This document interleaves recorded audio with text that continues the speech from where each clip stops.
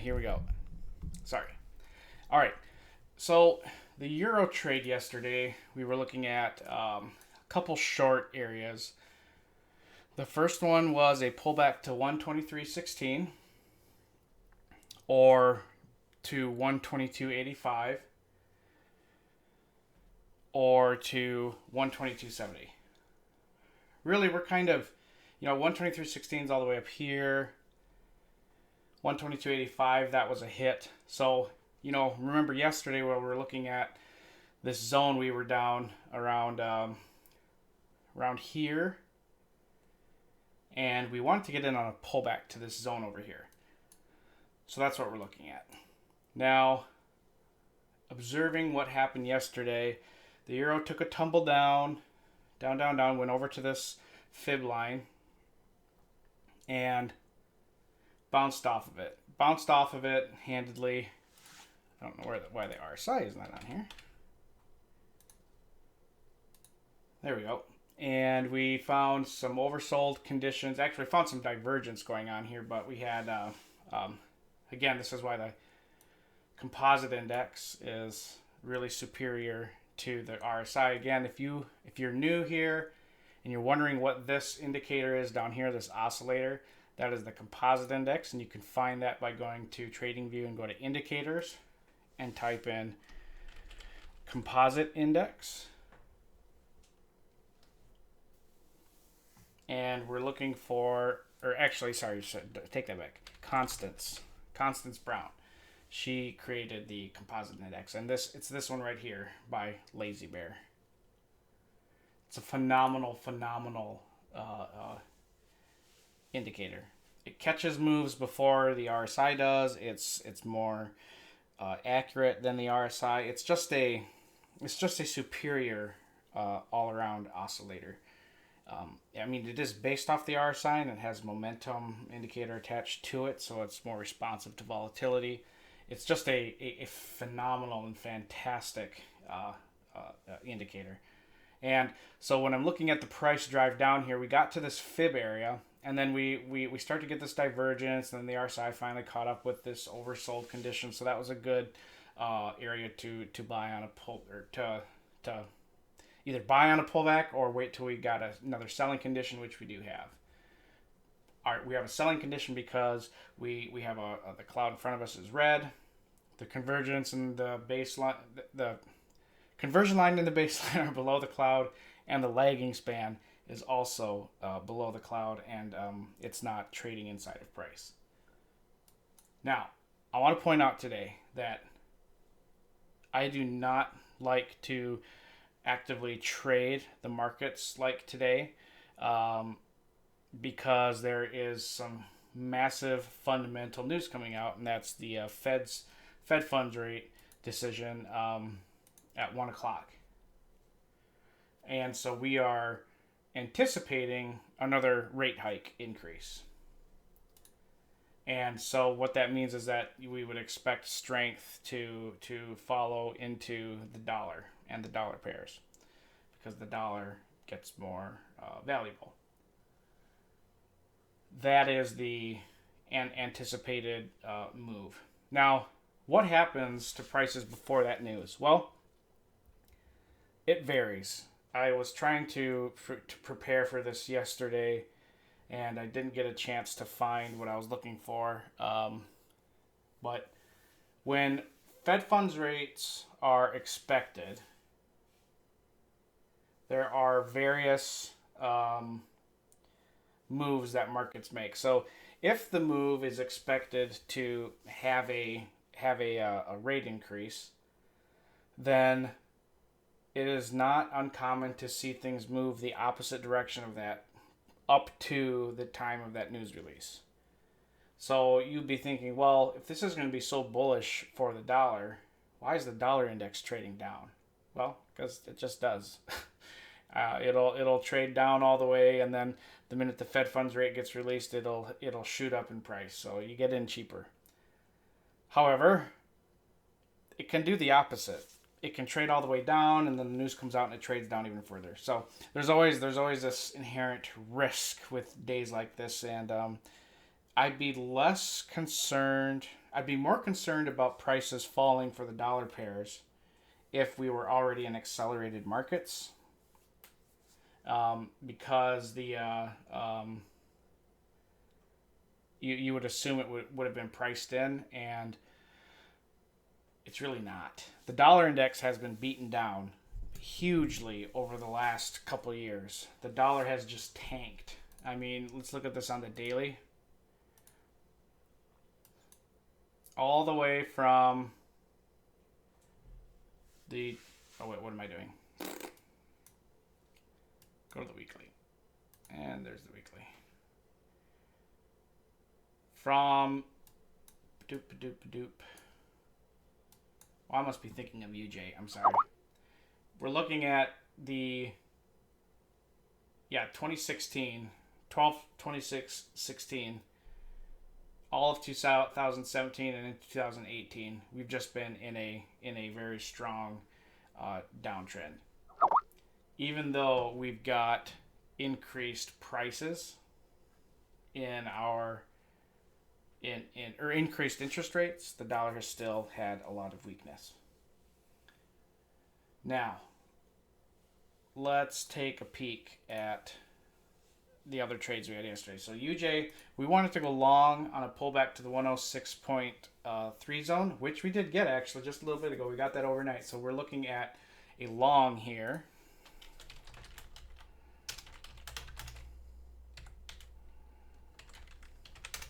Okay.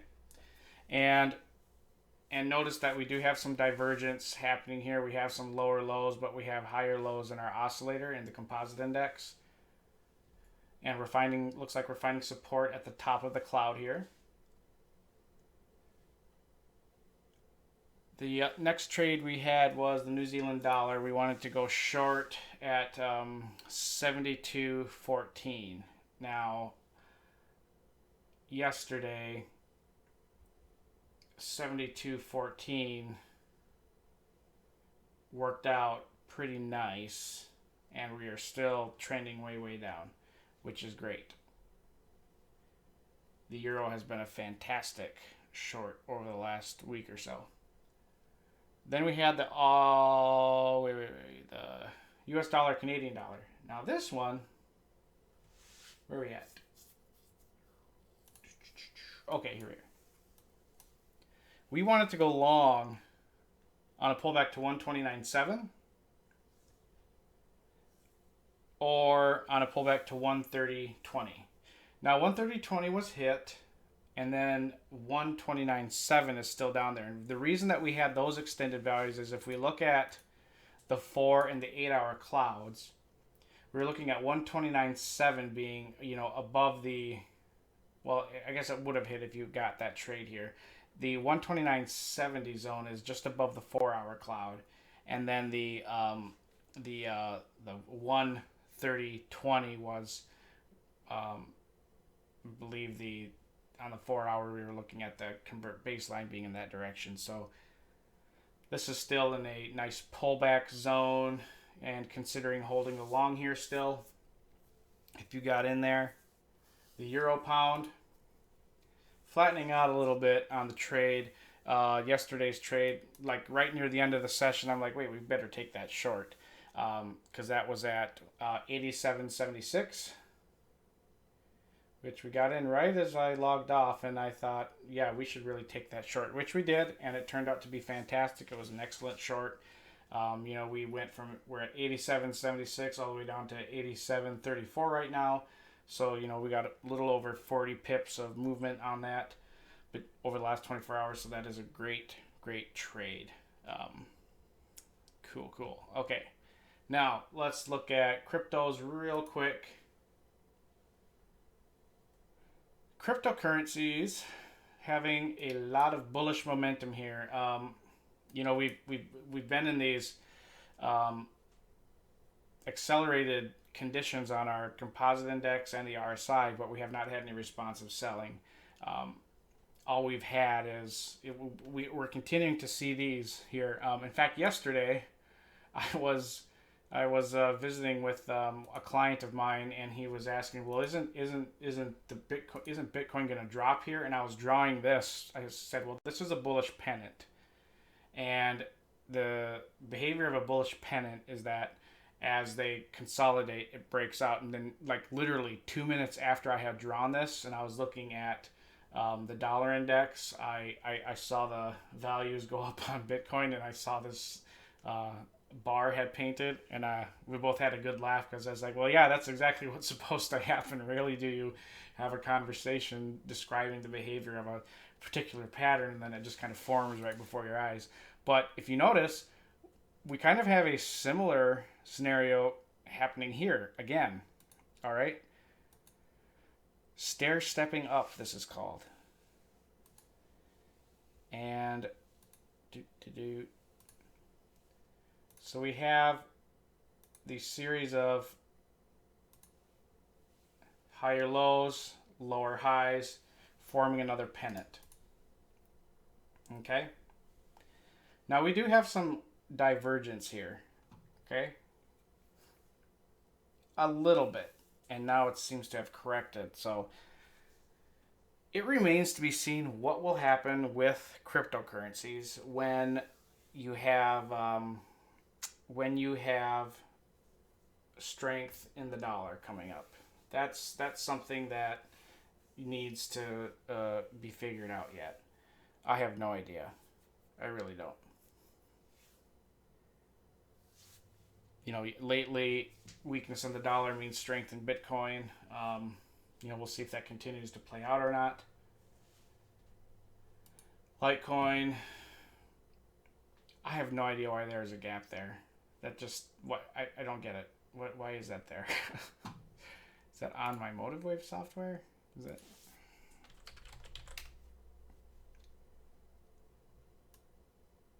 No, there's no, there's just a big drive here. But there's no gap. What in the world is going on with Litecoin? It's very odd. Not sure what is happening there, but oh well.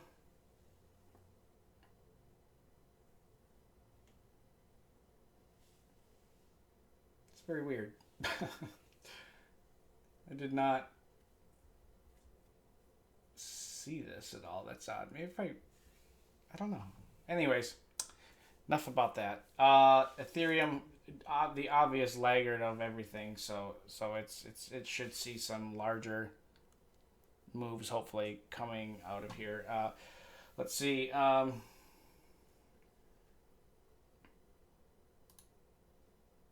just got this thing about the news.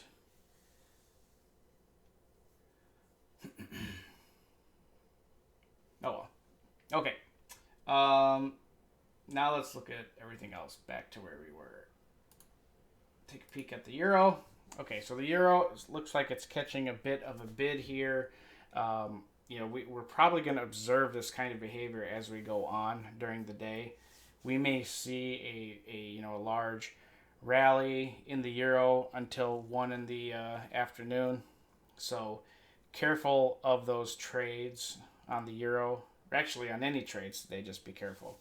On the dollar yen, similar situation. We could see a fallout in the dollar yen throughout the day until we get to the Fed fund rate at 11 o'clock. That is a totally normal response. I want to compare these levels to let's go back to the euro quick here. So looking at the euro, we are structurally getting close to these breaking down below this square. That is not the euro, that's the euro. Structurally, we are, right up against the 45.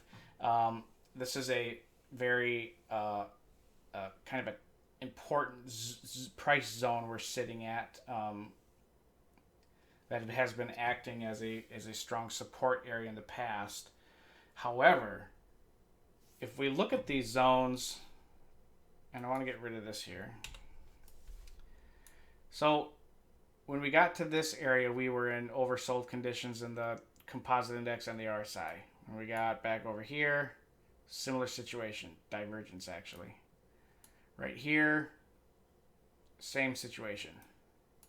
Here, same situation. Here, same situation. Although here, look at how elevated these levels are. Okay?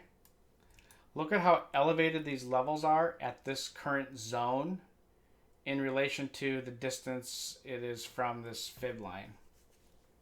So we have a pretty decent chance of a nice sizable drop down below this entire zone, probably really below the 122.22 22 122.2222 price levels is where we could see a nice kind of a drop below. But I'm not ready to really jump into that trade yet because of the Fed news coming out. Looking at the dollar yen. Now this blue line represents, what it tells me is that when price comes to this line, do we have, supportive buying usually? Sure. Yeah, we have a good, especially if we have similar structure in the RSI, we do have, buying pressure that forms up. So we're right up against this pivot, 106.39 on the hourly. And we are in buying conditions on the composite index. We are, getting into similar structure on the RSI as well. And so if price does fall down here, where are we going to find support? Probably at 105.9. And if I look over here on the dollar yen, the 105.9 zone is really not too far away from the base of this cloud. So maybe we could be looking at 106.10 as our kind of last line of support here. But, again, we have to really be careful of the trades we're looking at taking today because of the volatility coming up and because of the Fed fund rate. On the long haul, it's not really changing my viewpoint, my perspective of where prices are going to go in the long run. On the weekly, I am really looking at the UJ to go straight up for a while and the pound to go down. Those things could obviously not happen too. You never know. But for right now, that's what I'm seeing. Now, the pound dollar. We'll come back to the pound dollar. New Zealand dollar. And New Zealand dollar over here. New Zealand dollar, I've got kind of a mixed opinion on where we're at here. It's looking like the selling has had to slow down a little bit. It's looking a little exhaustive on this move down. So, I'm really not looking to enter short again, even though we have that strong downtrend here. I'd want to wait for a larger pullback. If we look at, we did just technically get a massive breakout of the 4, 1, and 8 hours. Because if we look at the blue cloud, which is the 8-hour cloud, the thin blue line here, that's the lagging span of the 8-hour. And then the orange yellowish cloud, same situation, broke out of the 4-hour cloud and then the 1 hour. So I need to see a pretty sizable pullback greater than the 1 hour time period. I want to see a pullback probably to 72.40. I mean, I don't know if we'll get there, but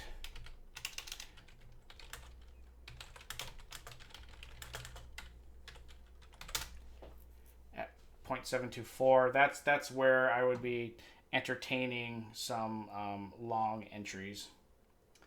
Then the Aussie dollar, and that's letting me know there's a buy signal on the yen, but I don't know if we actually do have a condition. Yeah, we do.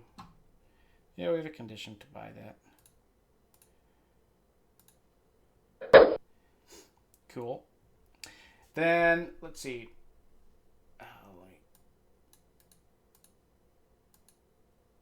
There we go.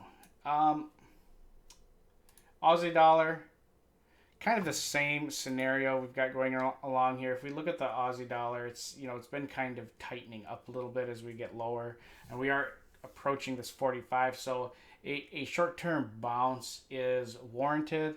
And really, where am I looking for that bounce to show up? How far? Probably this 780 or the 7812, 7780 to 7812 zone.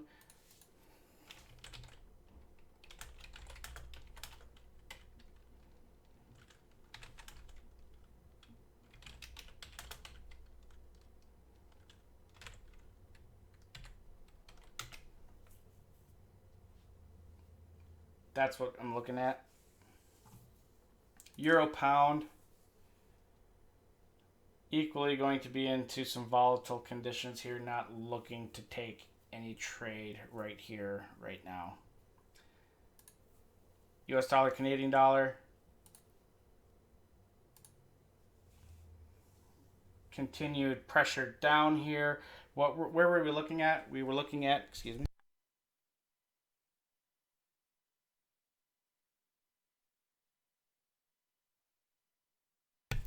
I had to sneeze. Didn't want to blow out all your eardrums. So, where was I? We're approaching that pullback zone, the 129. Yesterday's pullback zone, of the 129.7. So we are in that zone for a pullback. If I look at it from this area, what are we seeing? We're approaching this pivot in time. In fact, I wonder if it'll consider it here on the daily if we're there already. Yeah. So when we approach this kind of structure and this pivot area, this midpoint, this is a strong indication of a rejection of higher prices here. And so a retracement from the present value area down to 127 is very likely. However, we could just see some short-term bounce down to this area before we continue the trend up. So we'll just have to keep an eye on that. All right. Where are we at? Looking at dollar Swiss. See, dollar really is, we're getting closer to the stuff here.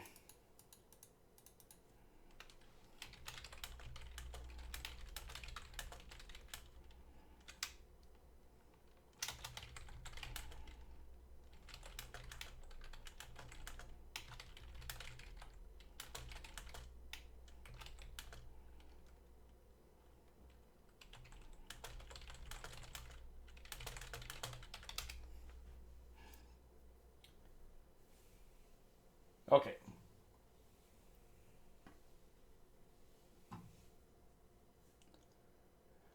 Dollar index. What else was I looking at? The pound and Aussie dollar. This has been a real big accelerator. We might be looking at a trade for this one either this week or going into next week. I'm not quite sure yet. It's yet to be determined. But there is that possibility. Yeah, so really not a lot of trades today, guys, because we have so much important stuff coming out. In fact, I've got long-term positions based that I'm not really getting out of it all, just because they are based on a long-term bias, and I'm fine weathering these whipsaws day to day and week to week. However, if you're trying to day trade these markets today, I think that is dangerous, and I would really, I'm not much into day trading these markets, especially as we're into this going into this Fed condition and this Fed rate decision. So being very careful about those kind of entries. And if you do take an entry, be careful of your stop, because it probably will get hit. I mean, 100 pip move after the Fed kind of news is not uncommon. And look at those spreads as you get closer to that time too. The spreads really get pretty massive on some brokers. So you got to be very careful of that as we're looking forward to the day. Be very careful of those kind of conditions. Now, quick review. Want to go long at 106.27. That's still a valid and good trade. We're still looking fairly healthy here on the hourly. Pound dollar, it's having a lot of it's struggling to stay above this area here. I mean, it looks like we may be forming a type of a pennant, but I don't think we're structurally... Okay, structurally, yes, we could be in a pennant, but I'm not really seeing indications of that pennant continuing. It's looking like we are getting into a possible selling condition off the 786, and maybe want to test down to that 618 zone again. We'll have to see. We'll have to see how that's going to play out. New Zealand dollar, again, a lot of supportive area down here, supportive buying structure on that. Just not looking at taking any monster short on a lot of these dollar pairs, just because it's very risky to do today, especially because we can anticipate. I'm going to keep saying this. We can anticipate that even though there is bullish news coming out for the dollar, that doesn't mean that the total opposite is going to happen up until that time. And really, you should kind of be looking forward to that. We should be looking forward to that. I mean, if we're wanting to, if we have a short bias based on dollar strength being the future, and we're coming up to that kind of a date, why wouldn't we want to see a higher price in the euro, the pound, the New Zealand dollar, the Aussie dollar? We would like gold. Actually, we'll take a look at gold here in a second. We would like to see those increases, because really then we get an even more phenomenal entry. So that's what we're kind of going to be looking at here. And let's just take a peek at gold real quick. You know what? I know I have a better chart on my Forex lens. So yeah, we did get above that 13.16.22.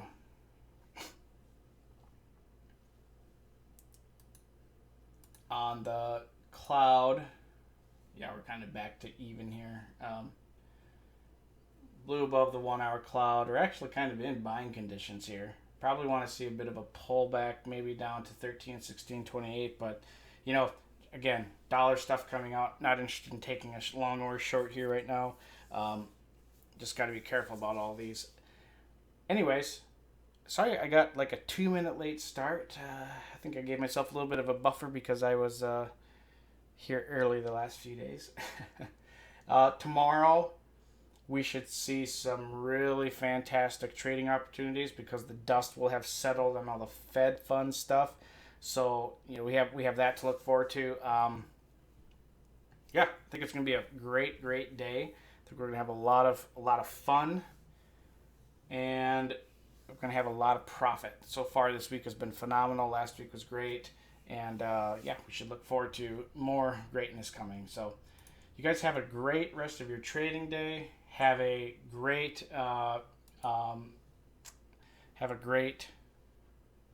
morning going into the afternoon, and be careful. It's a risky day, and we will see you all tomorrow.